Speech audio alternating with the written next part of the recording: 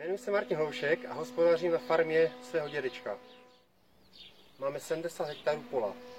Děláme převážně rostlinnou výrobu. Pšenicu, ječmen, řepku. A jenom tak pro sebe brambory. Tak zhruba 6 km odsáď z Prostějova.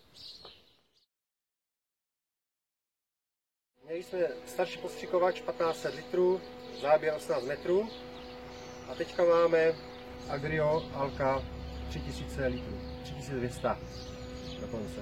A s tím bez problémů děláme 15 hektarů. Převážně komfort je to nejdůležitější. Na tím starším postřikovači jsme nevzal asi jeho světlá věška, protože jsem urážel květy řepky. Nový postřikovač krásně zvedá ramena do výšky, je obrovská výhoda. Pak ta nádrž, jak jsem říkal, 15 hektarů s tím uděláme a jinak ten komfort jízdy, že se to ovládá z kabiny. Na postřikovaču máme vyšší kola, takže on ten postřikovač je ještě k tomu vyšší. V kabině mám počítač, který hlídá dávku a navigaci, která ukazuje, kam mám jet.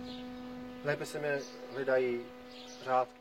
Postřikovač je osazen tryskama High Speed.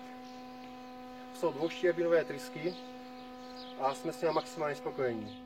Dáváme 200 litrů na hektar a cukrovka je čistá. Dávkování 200 litrů a vždycky nám to vychází. Nemáme s tím žádný problémy.